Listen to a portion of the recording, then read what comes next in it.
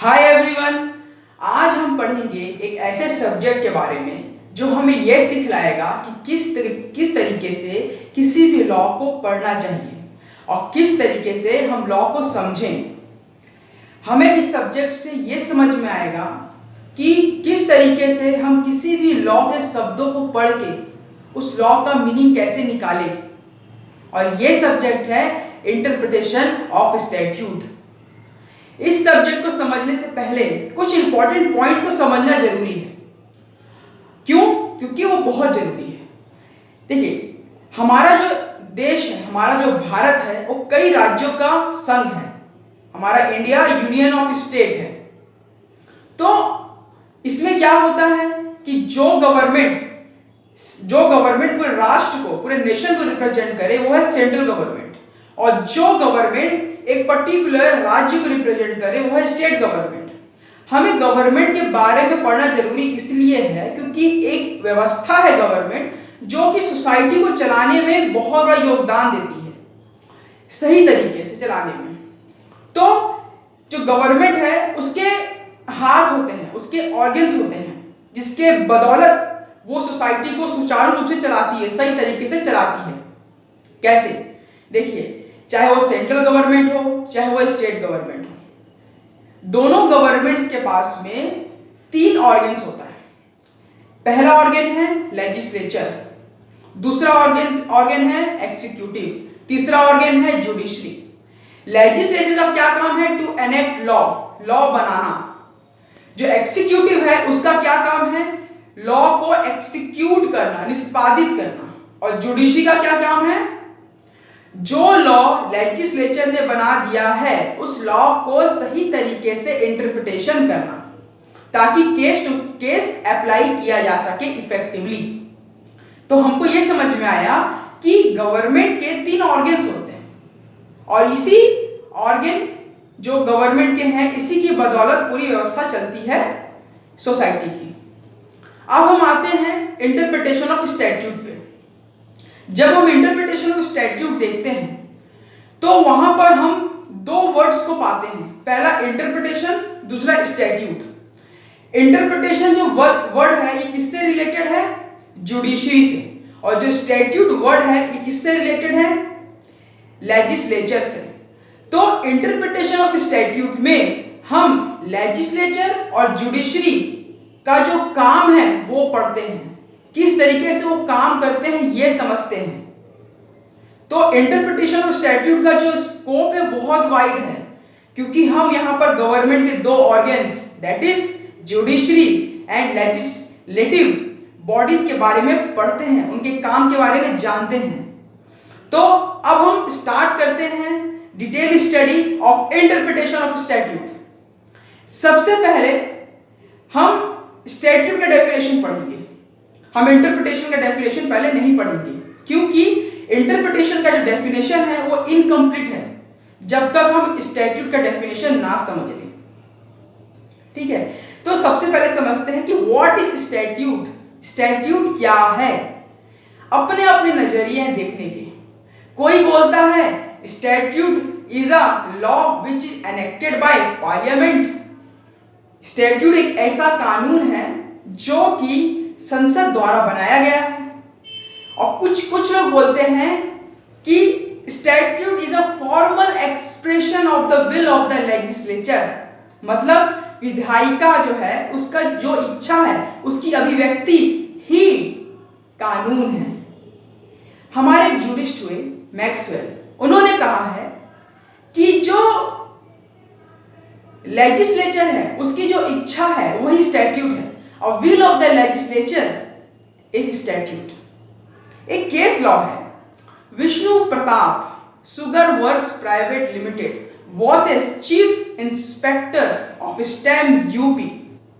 इस केस में कहा गया कोर्ट के द्वारा कि a statute is a edict of legislature. Hindi में लेजिस्लेचर का फरमान है स्टैट्यूट। तो हमने समझा अलग अलग नजरिए से कि स्टैट्यूट क्या है, और इसको समझा क्यों स्टैट्यूट हमको बहुत इंपॉर्टेंट स्टैट्यूट हमारे लाइफ में, क्योंकि लेजिस्लेचर कभी भी कोई स्टैट्यूट बनाता है तो सोसाइटी को देख के बनाता है। सोसाइटी की जो आवश्यकताएं होती हैं, जो भी परिस्थितियां होती हैं, सोसाइटी के अंदर अलग अलग फैक्टर्स हैं जिसको ध्यान में रख के लॉ को बनाया जाता है, उसके पर्पस को डिसाइड किया जाता है। तो स्टैट्यूट को बनाना इतना आसान नहीं है। प्रॉपर रिसर्च, प्रॉपर सर्वे सब करना पड़ता है एक लेजिस्लेचर को। अगर आपको इकोनॉमिकल एक्टिविटीज के संबंध में स्टैट्यूट बनाना है तो प्रॉपरली आप रिसर्च कीजिए इकोनॉमिकल एक्टिविटीज के बारे में। आपको सोसाइटी के वेलफेयर के लिए बनाना है तो सोसाइटी की परिस्थितियों को समझिए। आपको किसी की साइकोलॉजी को समझना है तो इंडिविजुअल स्टडी कीजिए। तो लेजिस्लेचर को बहुत से काम करने पड़ते हैं एक स्टैट्यूट को बनाने से पहले। तो हमने समझा कि स्टैट्यूट क्या है। अब समझते हैं कि स्टैट्यूट कितने भागों में बटा हुआ है। जो स्टैट्यूट है वो 2 भागों में बटा हुआ है। पहला भाग है फॉर्मल पोर्शन, दूसरा भाग है मटेरियल पोर्शन। मैंने क्या कहा? जो स्टैट्यूट है वो 2 भाग में बटा हुआ है।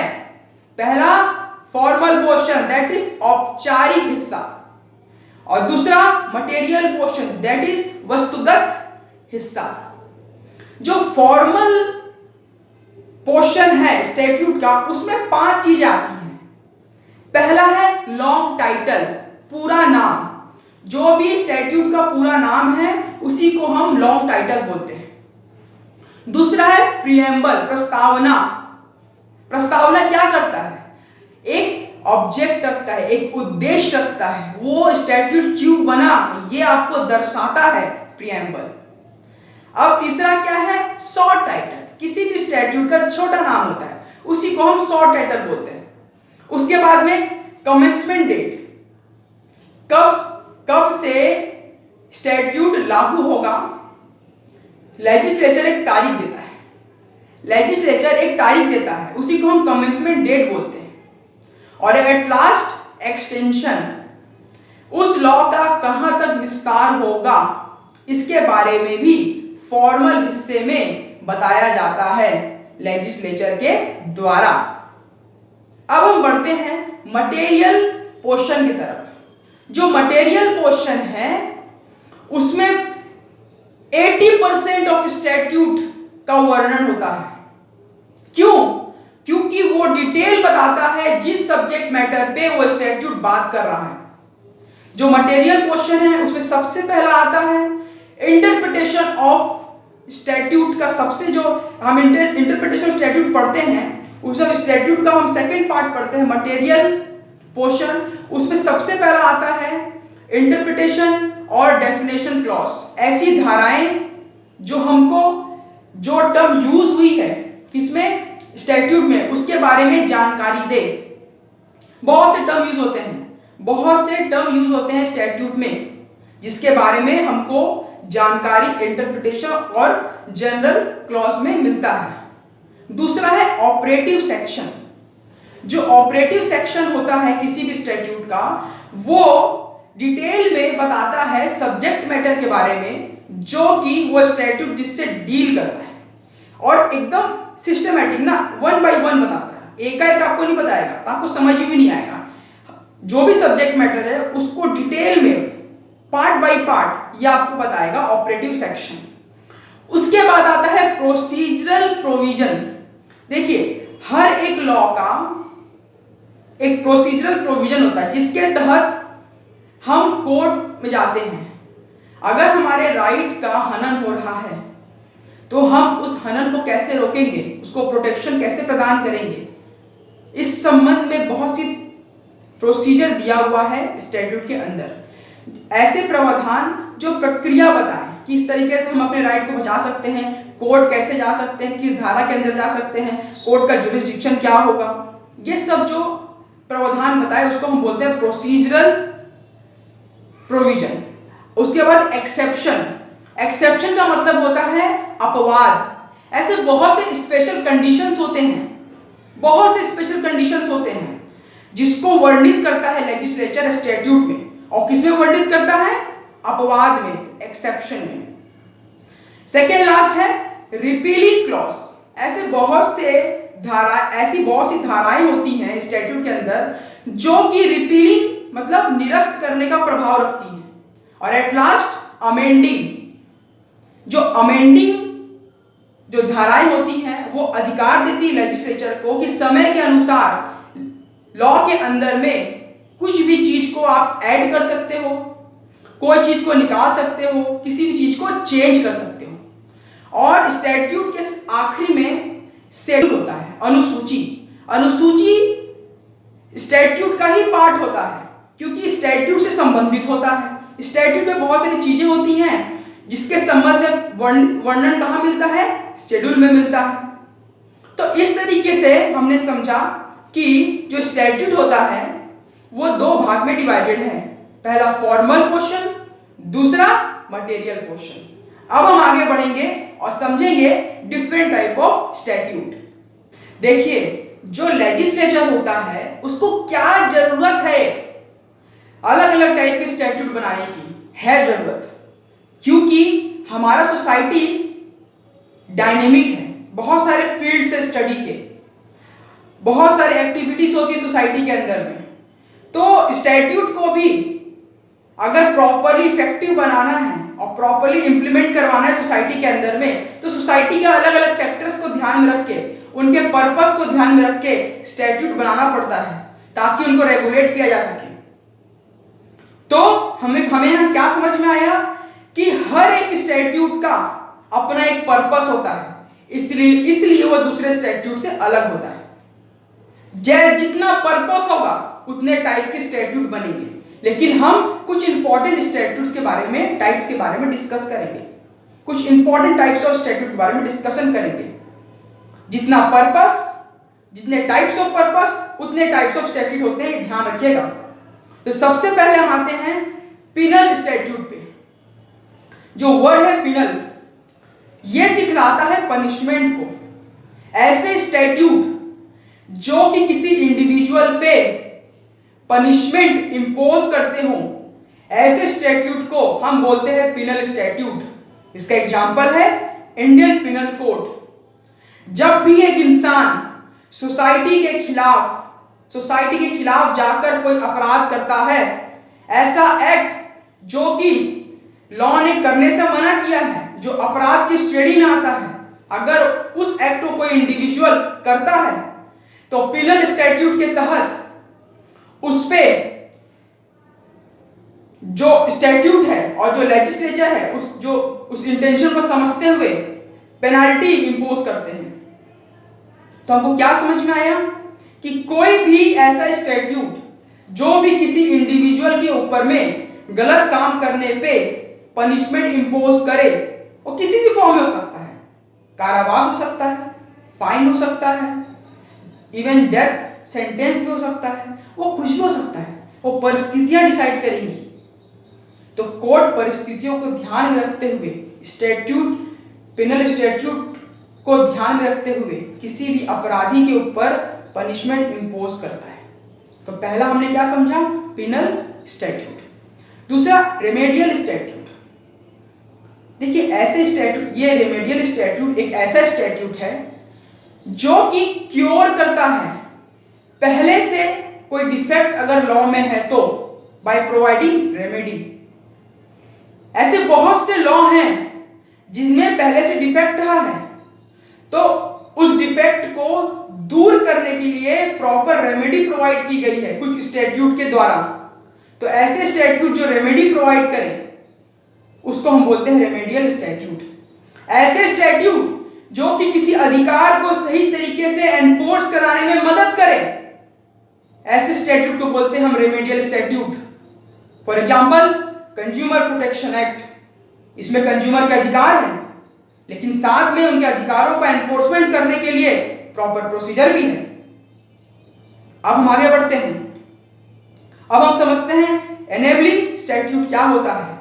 एनेबलिंग स्टैट्यूट का मतलब होता है ऐसे स्टैट्यूट जो आपको पावर दे, आपके पावर को इंप्रूव करे, आपको अधिकार दे, जो पहले करने के लिए प्रोहिबिटेड था, जो पहले करने के लिए अनलॉफुल था, बाद में करने की लॉफुल हो जाए, ऐसे स्टैट्यूट को हम बोलते हैं एनेबलिंग स्टैट्यूट। एक एग्जांपल देता हूं, land acquisition act.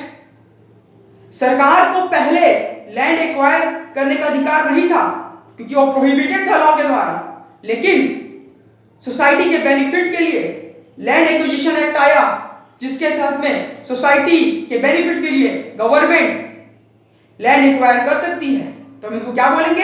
Enabling statute. आगे बढ़ते हैं, चौथा है disabling statute, just opposite of enabling statute. Disabling जो स्टैट्यूट है वो बात करता है ऐसे स्टैट्यूट के बारे में जो हमारे राइट को रिस्ट्रिक्ट करे, हमारे अधिकारों को छीने, क्योंकि कभी कभी जरूरत पड़ती है, परिस्थितियां आती है सोसाइटी में जहां ऐसे भी स्टैट्यूट बनाने पड़ते हैं। आगे बढ़ते हैं, अब समझते हैं कोडिफाइंग स्टैट्यूट। कोडिफाइंग स्टैट्यूट मतलब क्या होता है? देखिए, ऐसे बहुत से सब्जेक्ट मैटर सोसाइटी में होते हैं, ऐसे बहुत से विषय वस्तु होती है सोसाइटी के अंदर में जिसमें पहले से लॉज हैं, पहले से केस लॉज भी हैं, बहुत सारे प्रिंसिपल्स भी बात उसके बारे में करते हैं। तो ऐसे सब्जेक्ट मैटर पे जो जिसके बारे में पहले से बात हो चुकी है किसी न किसी लॉ पे, उस सब्जेक्ट के ऊपर में दोबारा रीस्टेट करने वाले स्टैट्यूट को हम बोलते हैं कोडिफाइंग स्टैट्यूट। ऐसा स्टैट्यूट जो उस सब्जेक्ट मैटर के ऊपर में, जिस सब्जेक्ट मैटर के ऊपर में पहले से बहुत बातें हो चुकी हैं, दोबारा कुछ कहे, दोबारा कुछ बनाए, तो ऐसे स्टैट्यूट को हम बोलते हैं कोडिफाइंग स्टैट्यूट। इसका सबसे बेस्ट एग्जांपल है पेमेंट ऑफ बोनस एक्ट, दूसरा एग्जांपल है हिंदू मैरिज एक्ट, तीसरा एग्जांपल है हिंदू सक्सेशन एक्ट। मतलब ऐसे सब्जेक्ट मैटर जिसमें बहुत कुछ बोला जा चुका है, तो सिस्टमैटिकली उसको एक जगह लाकर वन बाय वन अरेंज करके, सेक्शन वाइज अरेंज करके उस पर फिर से रीस्टेट करने को हम बोलते हैं कोडिफाइंग स्टैट्यूट। अब आते हैं कंसोलिडेटिंग स्टैट्यूट। कंसोलिडेटिंग स्टैट्यूट मतलब होता है ऐसा स्टैट्यूट जो कि इकट्ठा करे, देखिए जैसे कि आर्बिट्रेशन एंड कंसिलिएशन एक्ट, जैसे कि सीआरपीसी। कैसे मैं ये चीज में क्यों बोल रहा हूं? कोई भी एक सब्जेक्ट मैटर पे अगर बहुत से लॉ बन चुके हैं, बहुत से लॉ बन गए हैं, तो लेजिस्लेचर एक ऐसा लॉ बनाता है जो कि उन सब लॉ को इकट्ठा करके हो, मतलब उन सब जितने भी लॉ उस सब्जेक्ट मैटर बने हैं उनका वो एक कंबाइनेशन हो। तो ऐसे स्टैट्यूट को बोलते हैं हम consolidating statute, combination of pre existing laws. Consolidating statute means combination of pre-existing laws upon one subject matter. Example, Arbitration Conciliation Act, CRPC, ये सब उसके एग्जाम्पल हैं। आगे बढ़ते हैं, अब हम समझते हैं रिपील स्टैट्यूट क्या होता है। रिपील का मतलब निरस्त करना। ऐसे स्टैट्यूट जो किसी दूसरे स्टैट्यूट को निरस्त करने का प्रभाव रखते हैं, ऐसे स्टैट्यूट को हम बोलते हैं repealing statute. For example, companies act 1956 को रिपील किसने किया? Companies act 2013। जब कंपनीज एक्ट 2013 आया तो खुद ब खुद कंपनीज एक्ट 1956 निरस्त, प्रभाव खत्म। इसका मतलब कंपनीज एक्ट 1956 रिपील हो गया। और रिपील किसने किया? कंपनीज एक्ट 2013 ने। अब आते हैं अमेंडिंग एक्ट। अमेंडिंग स्टैट्यूट ये क्या है? ऐसे स्टैट्यूट हैं जो कि ओरिजिनल लॉ में चेंज लाते हैं, कोई परिवर्तन लाते हैं, कुछ चीज ऐड करते हैं ताकि चेंजिंग सोसाइटी के हिसाब से वो इफेक्टिव हो और प्रॉपर्ली सोसाइटी में इंप्लीमेंट हो सके। तो हमने समझा कि डिफरेंट पर्पस डिफरेंट स्टैट्यूट। हमने सही तरीके से एक समरी वे में समझा कि डिफरेंट स्टैट्यूट्स क्या होते हैं, मुख्य। ऐसे बहुत से और भी स्टैट्यूट हैं जो जिनका पर्पस अलग है, इसलिए वो डिफरेंट है। अब हम आगे बढ़ते हैं और समझते हैं कि जो हमारा दूसरा वर्ड है इंटरप्रिटेशन, उसका मतलब क्या होता है। जो ये टर्म है इंटरप्रिटेशन, ये डिराइव हुआ है लैटिन वर्ड जो कि है इंटरप्रेटरी से, जिसका मतलब होता है टू एक्सप्लेन और टू अंडरस्टैंड। तो हमने क्या समझा कि इंटरप्रिटेशन का जो लिटरल मीनिंग है वो है टू एक्सप्लेन और to understand.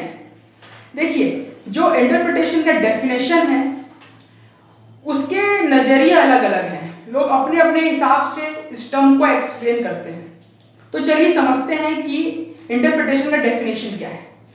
Interpretation is a process in which court find out the meaning of the words of the statute so that court can ascertain the true intention of legislature behind that statute। Simple भाषा में समझे तो interpretation एक ऐसी प्रक्रिया है जिसमें court statute के शब्दों को पढ़कर समझता है और उसकी मीनिंग निकालता है, अर्थ निकालता है। उसके बाद यह समझता है कि उस स्टैट्यूट को बनाने के पीछे लेजिस्लेचर का मानसिकता क्या है, इंटेंशन क्या है। तो हमने समझा एक स्टैंडर्ड डेफिनेशन कि इंटरप्रिटेशन होता क्या है। एक और भी नजरिया है इंटरप्रिटेशन को देखने का, वो ये है कि interpretation is a process in which the court understand the psychological factor of the legislature behind making of statute. ये भी एक नजरिया है। मैं कुछ केस लॉस बताता हूं जिसमें कोर्ट ने क्या कहा इंटरप्रिटेशन के बारे में, हम समझते हैं। एक केस है Oriental Insurance private limited versus Sardar Sadhu Singh. इसमें कहा गया है कि जो स्टैट्यूट के वर्ड्स होते हैं, प्रथम दृष्टया उसका ऑर्डिनरी मीनिंग निकालना ही जुडिशरी का कर्तव्य है। तो मतलब जो भी प्लेन मीनिंग होगा वर्ड्स का, स्टैट्यूट के वर्ड्स का जो भी प्लेन मीनिंग होगा, प्रथम दृष्टया जो कोर्ट है उसी को निकालेगा और उसको केस टू केस अप्लाई करेगा। एक और केस है reserve bank of India versus Peerless general finance and investment. इस केस में कोर्ट ने कहा है कि अगर आपको बेस्ट इंटरप्रिटेशन करना है ना, तो आप जो भी स्टैट्यूट के वर्ड्स होते हैं उसको इंटरप्रिटेशन करते समय जिस कॉन्टेक्स्ट में उस स्टैट्यूट को बनाया गया है उसको ध्यान में रखें। क्योंकि जब स्टैट्यूट का जो मीनिंग निकलता है और जो ऑब्जेक्ट है उस स्टैट्यूट का वो मैच होता है, तो इंटरप्रिटेशन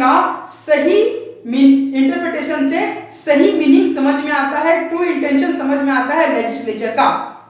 तो मैंने कुछ केस लॉस बताए जहां पर आपको समझ में आया कि पार्लियामेंट का क्या काम है, कोर्ट का क्या काम है। अब सेलमेंट भी कुछ कहते हैं इंटरप्रिटेशन के बारे में। उनके हिसाब से इंटरप्रिटेशन एक ऐसी प्रक्रिया है जिसमें कि जो कोर्ट है वो असर्टेन करता है ट्रू इंटेंशन ऑफ लेजिस्लेचर। तो ये सेलमेंट ने कहा है। तो हमने ये समझा कि किस तरीके से अलग अलग नजरिए हैं इंटरप्रिटेशन इस टर्म को देखते हुए। तो अब हम ये समझते हैं कि जो इंटरप्रिटेशन है इसको इफेक्टिव कैसे बनाया जाए।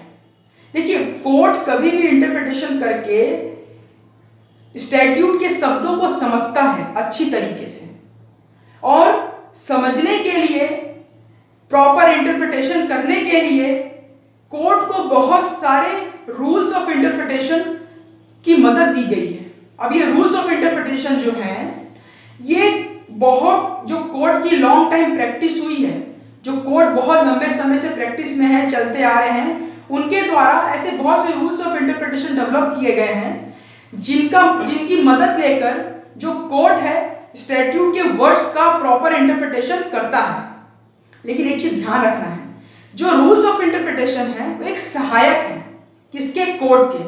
लेकिन यहां पर कोर्ट को अपना खुद का कॉमन सेंस, खुद का इंटेलिजेंस, खुद का विजडम अप्लाई करना होता है ताकि उस स्टैट्यूट को केस टू केस अप्लाई कर सकें। तो कोर्ट जो होता है, जो जज होता है, जज को अपना इंटेलिजेंस, अपना विजडम अपना कॉमन सेंस के साथ साथ रूल ऑफ इंटरप्रिटेशन की मदद लेकर स्टैट्यूट का प्रॉपर इंटरप्रिटेशन करना चाहिए, ताकि वो ट्रू इंटेंशन फाइंड आउट कर सके कि क्या है उस स्टैट्यूट के पीछे उद्देश्य लेजिस्लेचर का। तो हमने ये समझा कि इंटरप्रिटेशन क्या होता है, कहां से डिराइव हुआ है, अलग अलग जो केस लॉ है क्या बात करते हैं, किस तरीके से जूरिस्ट बोलते हैं। अब हम समझते हैं कि इंटरप्रिटेशन का ऑब्जेक्टिव क्या है। देखिए, इंटरप्रिटेशन के कुछ मुख्य ऑब्जेक्टिव हैं। पहला ऑब्जेक्टिव है to find out the meaning of the words of the statute. जो भी स्टैट्यूट के वर्ड्स हैं उनका अर्थ निकालना, उनका मीनिंग निकालना, ये पहला ऑब्जेक्टिव है इंटरप्रिटेशन करने का। दूसरा ऑब्जेक्टिव है to find out the true intention of the legislature. Interpretation करने के पीछे दूसरा जो ऑब्जेक्टिव है ये है कि वो लेजिस्लेचर का ट्रू इंटेंशन क्या है उसको फाइंड आउट किया जा सके। तीसरा पॉइंट है to remove the drafting error. देखिए, कभी कभी पार्लियामेंट किसी भी स्टैट्यूट को बनाते समय ड्राफ्टिंग में एरर कर देता है, मतलब सही तरीके से कहीं और लगाना चाहिए तो और नहीं लगाता, मे की जगह सैल लगा देता है, लाइक की जगह डिसलाइक लिख देता है। तो ऐसे ड्राफ्टिंग जो एरर होते हैं इससे भी इंटरप्रिटेशन करने में दिक्कतें आती हैं। तो इसको भी इंटरप्रिटेशन के जरिए ही जो लॉजिकल डिफेक्ट है उसको करेक्ट किया जाता है। तो जो ड्राफ्टिंग एरर है उसको भी इंटरप्रिटेशन करके हटाया जाता है, यह भी इसका एम है। चौथा है चेंजिंग सर्कमस्टेंसेस। देखिए, जो लॉ है वो डायनेमिक नेचर में होता है, सोसाइटी भी डायनेमिक होती है, तो सोसाइटी के साथ लॉ को भी चेंज होना होता है। इसी कारण से जो चेंजिंग सर्कमस्टेंसेस सोसाइटी के, उसके हिसाब से लॉ के शब्दों का इंटरप्रिटेशन करना बहुत ज्यादा जरूरी है। तो ये हमने समझे कुछ इंपॉर्टेंट मुख्य ऑब्जेक्टिव जो कि इंटरप्रिटेशन के हैं। अब हम ये समझेंगे कि किस तरीके से जो इंटरप्रिटेशन करने का प्रक्रिया है इफेक्टिव बनाया जा सकता है। देखिए, अगर किसी भी कोर्ट में बैठे हुए जज को प्रॉपर इंटरप्रिटेशन करना है तो कुछ महत्वपूर्ण चीजों को ध्यान में रखना होगा। सबसे पहला बात क्या है कि जो भी स्टैट्यूट के वर्ड्स हैं उनका इंटरप्रिटेशन करते समय कॉन्टेक्स्ट को ध्यान में रखें। उसके बाद में यह ध्यान में रखें कि जिस सब्जेक्ट मैटर पे वो स्टैट्यूट बात कर रहा है उस सब्जेक्ट मैटर से संबंधित अलग अलग डॉक्ट्रिन्स क्या है, प्रिंसिपल क्या है, अलग अलग केस लॉ क्या है। उसके बाद में जब इंटरप्रिटेशन करें तो ये समझें कि उस पर्टिकुलर सब्जेक्ट मैटर जिस पे स्टैट्यूट बात कर रहा है उस पे अलग अलग जूरिस्ट का क्या रिकमेंडेशन है। तो ये कुछ मेथड है जिससे वो इफेक्टिव इंटरप्रिटेशन कर सकते हैं जो भी जज होते हैं। तो हमने समझा कि किस तरीके से स्टैट्यूट को लेजिस्लेचर बनाता है, स्टैट्यूट क्या होता है, स्टैट्यूट का इंटरप्रिटेशन क्या होता है। अब ये सब समझने के बाद हमको ये क्लियर हो गया कि जो स्टैट्यूट है और जो इंटरप्रिटेशन है ये दो टर्म का आपस में रिलेशन कैसे है, और इंटरप्रिटेशन ऑफ स्टैट्यूट ये जो सब्जेक्ट है इसका महत्व क्या है। देखिए, मैं आगे चलकर रूल ऑफ इंटरप्रिटेशन पर डिटेल वीडियो बनाऊंगा विद केस लॉस, जिससे आपको यह समझ में आएगा कि कोर्ट किस तरीके से रूल्स ऑफ इंटरप्रिटेशन का मदद लेकर प्रॉपर इंटरप्रिटेशन करते हैं। देखिए, प्लीज मेरे चैनल को सब्सक्राइब कीजिए ताकि आप आगे जो मेरी वीडियोस आए उससे आप अपडेटेड रहें। And thank you so much for listening.